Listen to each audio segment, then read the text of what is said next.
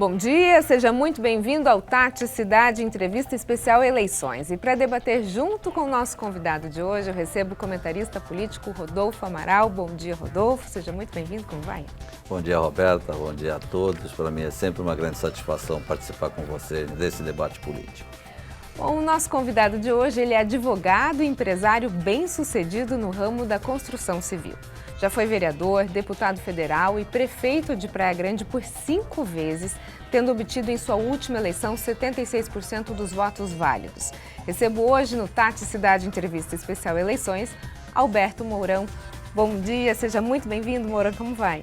Bom dia, Roberta, bom dia, Rodolfo, bom dia, população da Baixada Santista. É um prazer estar aqui com vocês, trocar ideias, né? Isso aí, vamos lá então. Desde que o senhor foi eleito prefeito pela primeira vez em 1992, o senhor não apenas conseguiu se reeleger por outras 4 vezes, mas também elegeu sucessores da sua base política. A que o senhor acredita, então, essa aprovação dos eleitores de Praia Grande e tem também um vislumbre na região, né? O senhor é muito respeitado em todas as cidades da região. Eu reputo que eu mexi com o imaginário das pessoas em 92. Se alguém pegar as fitas de campanha, vai ver lá que eu falava assim, eu tenho propostas e ideias, elas só são possíveis se cada um daqui comprar essa ideia. No palanque eu falava isso. Porque nada será possível de ser feito se ele não quiser fazer, o cidadão lá. Porque cada um é um operador da transformação do seu ambiente empresarial e até do ponto de vista de comportamento social, como um cidadão comum no dia a dia. E aí eu acho que eles entenderam isso, o recado. Nós construímos um grupo de trabalho fantástico que tinha um plano de ação de longo prazo. Ninguém resgata a cidadania e a qualidade de vida. Acho que é resultado de sucessão de governos onde a sociedade deu tempo para que a gente realizasse cada ponto daquilo. E eu tive a felicidade de voltar diversas vezes e com isso eu colocar sempre aquele plano em ação, revendo. Planos estratégicos tem que estar sempre corrigindo. E aí, Rodolfo? Bom, Roberto, você fez uma colocação aqui, os mais jovens talvez não lembrem disso, mas o Mourão, com 40 anos de vida pública, começou como vereador em 82, de lá para cá participou, de certa forma, diretamente de 9 eleições, tá? Foi vitorioso em todas elas, certo? E foi vitorioso até quando não participou, conseguiu fazer seus sucessores indicados, todos os 3 foram bem-sucedidos. Então são 12 eleições vitoriosas nesses 40 anos. Mas, Mourão, a Baixada Santista, em uma determinada ocasião, conseguiu ter como representação 5 deputados federais. Eu diria que desta vez nós talvez tenhamos a chance de repetir esse cenário, porque além dos 2 deputados federais que hoje temos na região, nós temos 3 fortes candidatos ex-prefeito. Você na Praia Grande, o Paulo Alexandre aqui em Santos e o Farid no Guarujá. Mas sempre fica na cabeça do eleitor aquela dúvida, uma vez eleito, daqui a 2 anos, eles voltam também a ser potenciais candidatos a prefeito novamente. O Mourão, uma vez eleito deputado federal, volta à prefeitura daqui a 10 anos, ou daqui a 2 anos, ou em função da situação que está o país, desta vez você pretende ficar no Congresso? A dúvida é que a minha vontade é ficar no Congresso. Eu já cumpri minha etapa, a cidade está consolidada, a cidade está organizada, né? E quando eu retornei, foi até por um pedido da população, mas não acredito que isso seja necessário mais.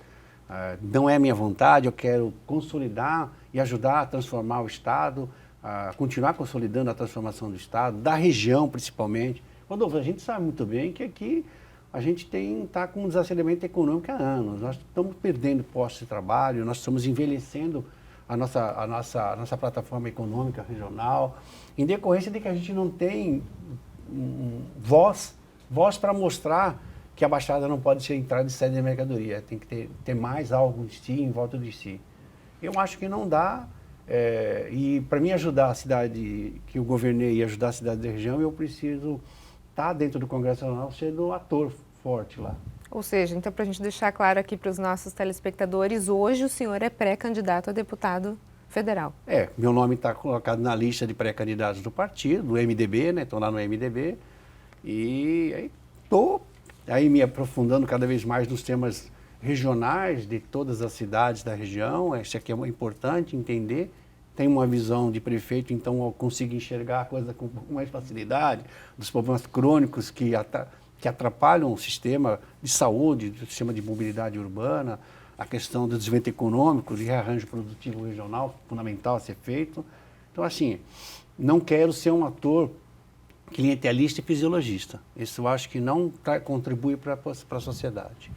Prefeito, a gente sempre vai voltar para Praia Grande porque eu acho que o seu protagonismo foi muito intenso lá, né, e acaba sendo referência para a sua vida política como um todo.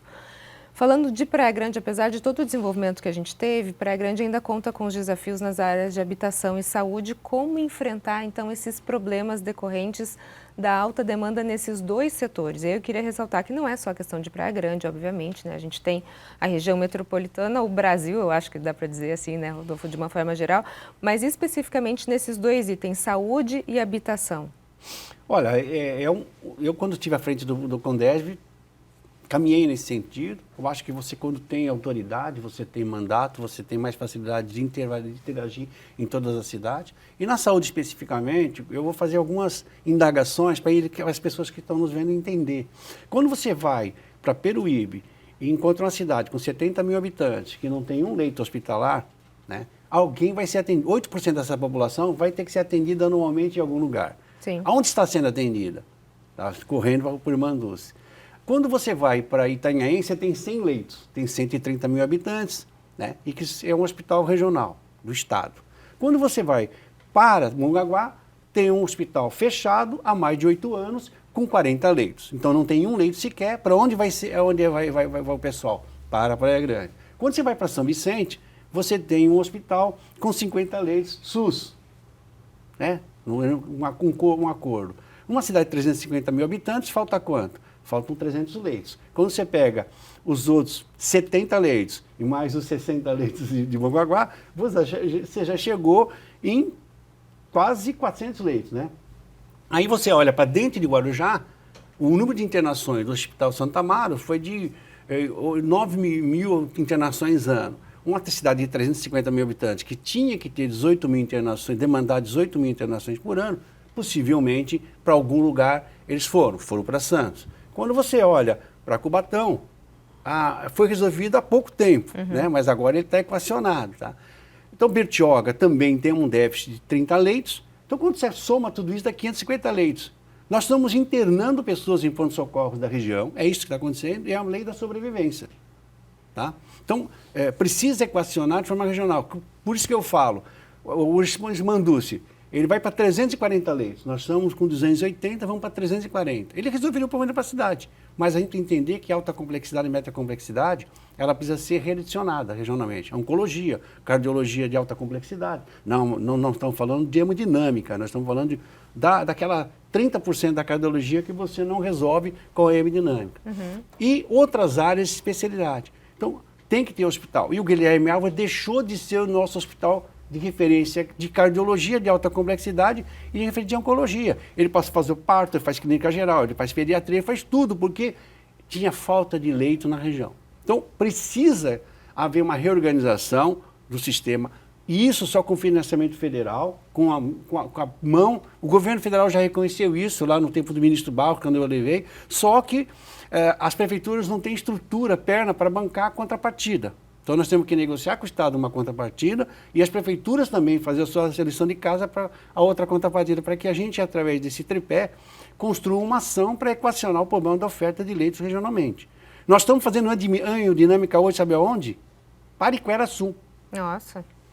O Guilherme Alves não faz mais hemodinâmica, então se alguém baixar num ponto-socorro, ele tiver um problema cardiológico, que ele precisa fazer um cateterismo que pode virar ou colocar stent, ou não tem problema sério, vai para casa, ou então tem um problema sério, tem que ser referenciado para o hospital de alta complexidade cardiológica, ele não vai conseguir a referência de alta complexidade cardiológica e não consegue uma referência. Aí você assiste a família falando assim, poxa, meu pai, minha mãe, meu tio está lá no hospital X esperando para fazer um exame regional. Ele fica esperando 10, 15, 20 dias dentro de um leito comum, segurando aquela com custo alto, segurando uma vaga de uma internação de média e baixa complexidade e não consegue, porque ele vai ter que pegar uma ambulância, aí ir a Paraquaraçu, ou pegar uma ambulância e ir quando tinha no Guilherme Álvares, que tinha uma fila enorme de cateterismo. Então, eu quero ser um ator que tente puxar isso, porque quando eu resolvo o problema de São Vicente, né, quando a gente consegue resolver o problema de São Vicente, colocando 200 leitos aqui, quando você consegue abrir os 2 hospitais de Peruíbe e Mongaguá, você já tirou, você tirou o peso de Praia Grande. Quando você resolve o problema de Guarujá, né, em São Vicente mais um trecho, você resolve o problema de Santos. Quando você puxa para você está puxando a responsabilidade de custeio. Por quê? 30% do custo de cada R$100 que a instalação de hospital custa de custeio, 30% o SUS paga, né, Rodolfo? Mas os outros 70% ou 65%, você vai ter que dividir no outro 2 pés, o Estado e o município. Vamos lá, eu vou dar um exemplo claro. Para abrir o hospital de Mongaguá, que está pronto há mais de 4, 5 anos, custaria 2 milhões por mês. Isso dá 24 milhões por ano. Se você pegar o orçamento, receita corrente líquida, ele não tem suporte para isso. Mas, no faturamento SUS, ele receberia em torno de 600, 700 mil. Então, de todo esse cenário que o senhor está trazendo, só para as pessoas entenderem, porque às vezes as pessoas falam assim, eu moro em Praia Grande e não tem leito suficiente em Praia Grande. Para entender toda essa complexidade, o que o prefeito está falando é o seguinte, são 3 esferas responsáveis, governo federal, estadual e o município. Então, precisa primeiro ter essa articulação metropolitana, né? Eu acho que esse é o principal ponto. Isso. Se equalizar em todas as cidades, alivia para todas as prefeituras, né? Quem mora em São Vicente não vai, por exemplo, ser atendido no Irmanduce. Ele vai ser atendido no Irmanduce naquilo que foi escolhido e pactuado regionalmente. O Irmanduce, no pacto feito há 6 anos atrás, atenderia trauma e neuro. Tanto é que é o hospital que mais tempo tem de permanência. Mais tem número de atendimentos na região, mas mais tempo de permanência, porque a neuro e a trauma, ela tem uma rotatividade de leito de 4, 3,5, quanto um leito normal é 5, 5,5, entendeu? Isso, então, para as pessoas entenderem, porque existe um sistema CROSS, né, onde ela entra numa fila e ela é direcionada para aquele hospital de especialidade. Sim. E aí não depende da cidade, depende do hospital escolhido. Então, no caso, Praia Grande, trauma e... Trauma e neuro. E neuro. E neuro. É isso, né? E agora também trauma de ortopédica, infantil. E aí, com esse seu discurso, então, o senhor, na Câmara Federal, teria um recurso maior do governo federal que aliviaria toda essa questão da saúde... Repactuar o sistema regional. Fazer com que a gente consiga abrir 550 leitos e tem como abrir pelo menos 300 leitos imediatamente, porque tem oferta regional de prédios, mas ninguém tem coragem de abrir. Nós vamos abrir uma dinâmica em Praia Grande que já está em construção desde o meu governo. Só que ela vai custar 20 milhões por ano. Tá? Só que não abre a hemodinâmica sem fazer, sem você ter retaguarda de leito cardiológico, né, clínico, ou pelo menos 2 leitos de UTI cardiológica. Isso vai custar 20 milhões por ano, porque você tem que ter toda essa oferta. Só que ela não funciona para 130. A demanda nossa é 130 por ano, por mês, quer dizer. E um serviço para ficar em pé tem que ter 400 procedimentos por mês. E a demanda regional é mais de 600. Possivelmente, quando abrir lá, o CROSS vai mandar para lá, o que você falou. Ele vai bater num ponto de socorro de qualquer região, de qualquer cidade, e ele vai ser referenciado para Praia Grande. Então, a gente precisa equacionar custos. Não é tão fácil, né, Rodolfo? Parece que é simples, vamos resolver a saúde, não é tão simples assim. O prefeito Mourão tem plena razão e tem experiência, são 5 mandatos de prefeito, não há dúvida, mas tem algumas coisas que precisam ficar claro nessa questão de saúde. Primeiro, o dinheiro da saúde é pouco, mas o Estado de São Paulo representa 21% da população brasileira. E do dinheiro SUS que sai da União para o Estado de São Paulo é 21%. O problema estrangula no governo do Estado de São Paulo. Hoje, a Baixada Santista representa 4% da população, mas do dinheiro SUS do governo, que o governo do Estado de São Paulo recebe, ele só passa 2% para a região. Eu estou falando de 1 bilhão e 800 a menos. Então eu pergunto, Mourão, embora seu cargo seja deputado federal, você sempre foi, como prefeito, combativo nessas questões com relação ao governo do Estado. ao diferencial, tipo, por exemplo, um hospital como o Irmã Dulce recebe do governo do estado numa contratualização 40 ou 50 milhões de reais, quando o município de Santos, com uma população um pouco maior, recebe quase o triplo disso. E Guarujá, com uma população idêntica, recebe 20 milhões num hospital lá limitado de Vicente de Carvalho. Então, essas distorções profundas que vêm do próprio governo do estado, como é que, mesmo como deputado federal, você pode lutar para corrigir essas distorções e, pelo menos, amenizar, além, obviamente, de aumentar os valores de repasses do SUS? Eu acabei de falar sobre isso quando eu pontuei que não dá para resolver com um ator. O município, o estado e a União têm que se unir. Você não pode cobrar tudo do governo federal, mas ele tem que investir mais na saúde. A saúde está abandonada a nível nacional, a gente sabe disso, não sabemos nem o nome do ministro da saúde hoje. Trocaram-se 5 ministros na educação e na saúde. Mas a gente tem que perceber que, quando eu falei ali, que tem que chamar o Estado para bancar uma parte, o município outra e o governo federal, através do aumento do teto. Quando a gente fala que o SUS não paga tudo, que você tem que negociar um novo teto, tipo assim, 550 leitos custariam em torno hoje de 200 milhões por mês. Tá? Esses 200 milhões vai ter que vir, 70 vai vir do faturamento, 80 vem do faturamento, que é o que nós chamamos de um novo teto SUS a ser construído, e você tem que, o governo jogar mais 70 milhões aí, o governo do estado, e os municípios bancar os outros 70 milhões, cada um na sua proporcionalidade, para que a gente consiga equacionar o problema da oferta de leitos. Agora, Rodolfo, você é um cara com uma visão enorme de economia, uma visão enorme de orçamento público e da questão fiscal brasileira. E, cara, não dá mais para a gente entender que o governo federal, ele lança 74% dos tributos, né? Os governos estaduais, municipais, 4%. E os governos estaduais, os seus 20 e poucos por cento. Mas os municípios ficam com 16%. Depois que dá SUS, depois que faz todas as verbas, redistribui, nós ficamos com 16%. Agora, eu continuo perguntando para todo mundo que está nos vendo aqui, o senhor conhece algum serviço do governo federal na sua cidade? Só o prédio da Receita Federal, entendeu? Agora, você conhece os serviços do Estado? Polícia, civil, militar, judiciário, e aí começa a patinar com uma verbinha que veio aqui. Agora, onde você reclama da ausência de qualquer serviço da prefeitura, que tem que fazer com 16%, tudo.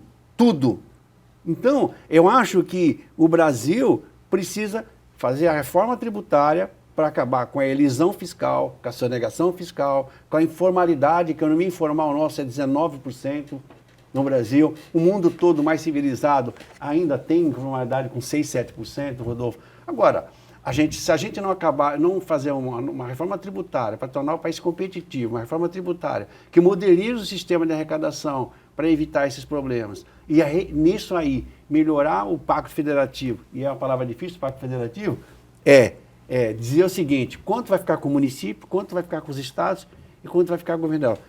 Vou resumir, só para terminar, dizer o seguinte: a Constituição de 88 foi a Constituição mais municipalista. A gente tinha 22% naquela época em torno disso da Receita Fiscal brasileira. Nós fomos tendo um golpe tributário, um golpe constitucional, criando estruturas que foram tirando para a gente. Eles começaram a aumentar as contribuições e reduzir os impostos, para poder ficar com dinheiro a mais no cofre do governo federal. Ou a gente corrige isso, a sociedade, ou ela vai eternamente ficar lutando por coisa que ela não vai conseguir. Bom, Tati Cidade Entrevista vai para um rápido intervalo e na sequência a gente continua então o nosso bate-papo com o ex-prefeito de Praia Grande, Alberto Mourão. Não sai daí, eu volto já já.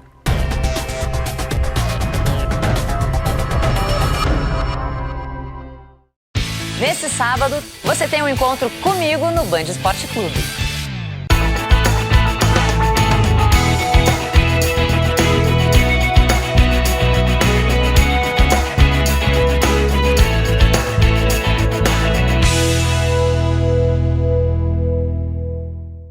De segunda a sábado, 7h20 da noite, Jornal da Band.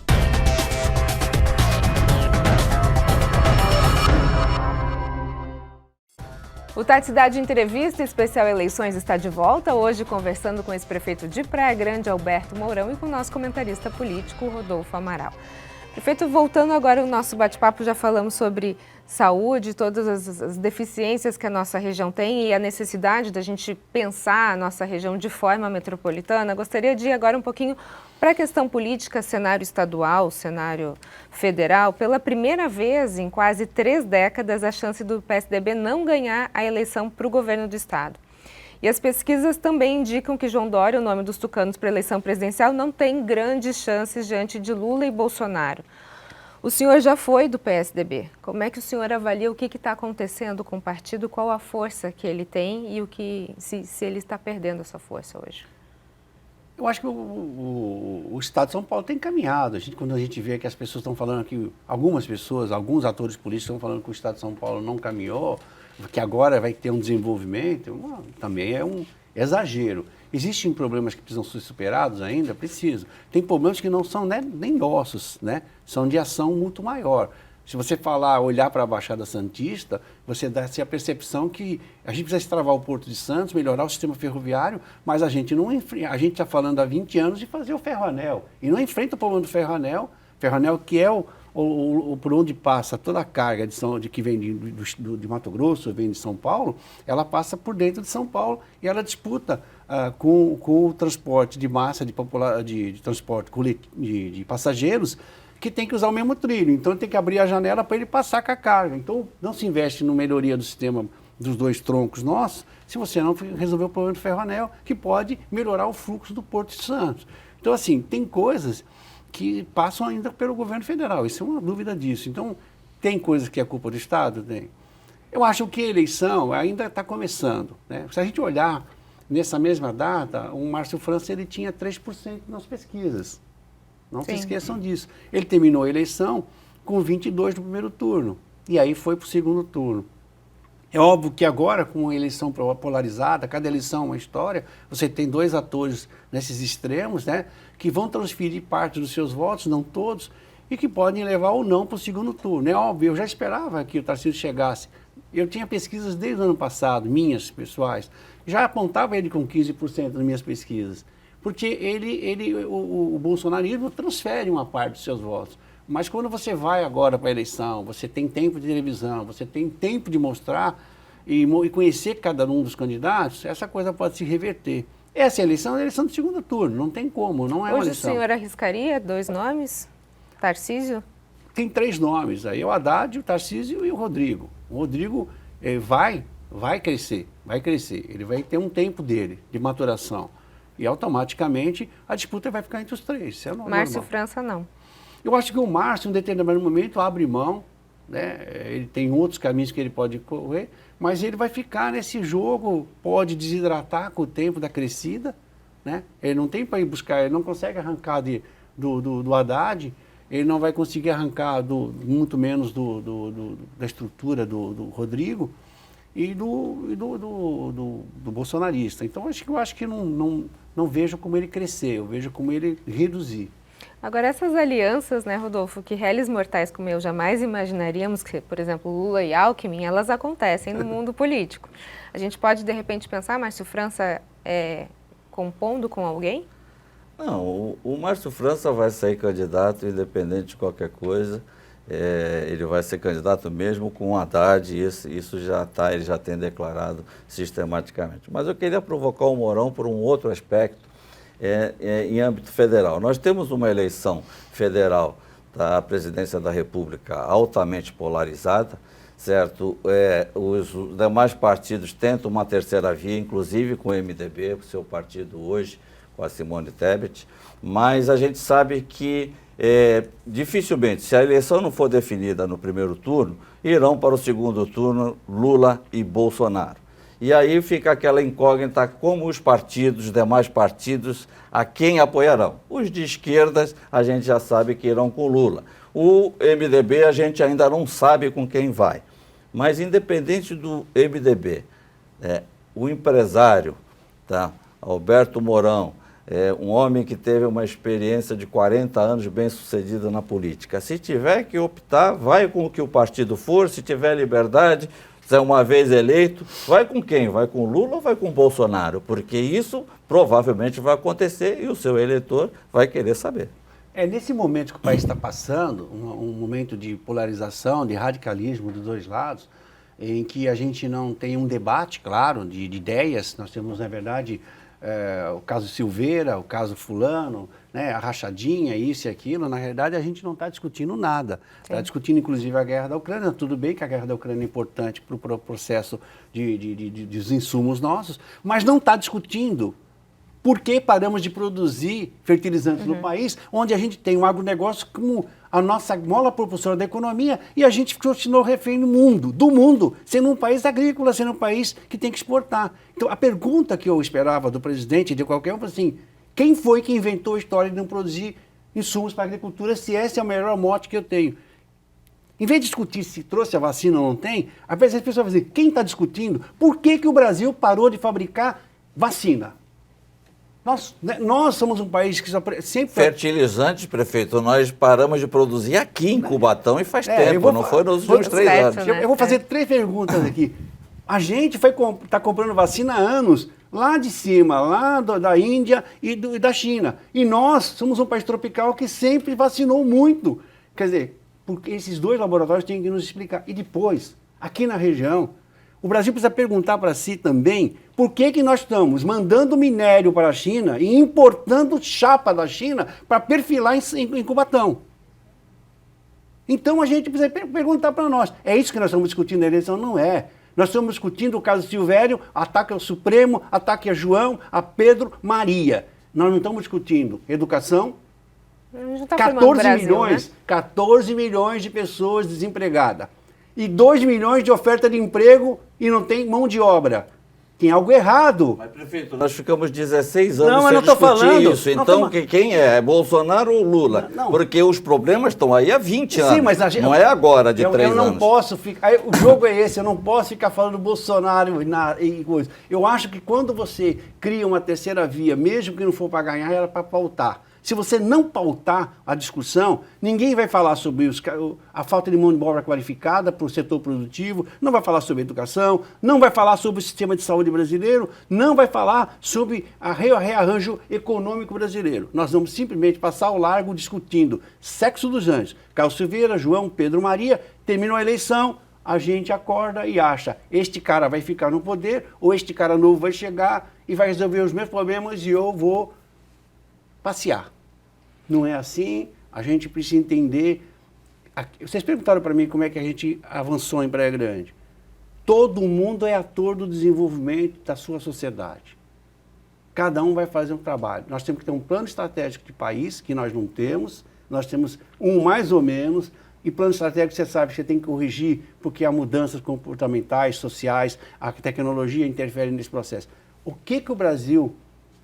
Será que o Brasil vai ter que eternamente ser vendedor de commodities? Será que ele não pode agregar valores nesses produtos que possam melhorar o crescimento econômico do país? A gente precisa fazer essas perguntas para nós. Eu queria sentar à frente da televisão e ver. Eu acho que a gente realmente precisa discutir o país. A sua resposta, Rodolfo, provavelmente você vai ter no segundo turno. Estou entendendo isso aqui. E a gente continua a discussão lá, então. Prefeito, muito obrigada pelas suas informações, pela sua presença. Sucesso para o senhor. Obrigado. Obrigada, Rodolfo. Muito obrigada. Grande abraço a todos. O Tarde Cidade Entrevista fica por aqui. Sábado que vem a gente se vê. Um abraço, até a próxima. Tchau, tchau.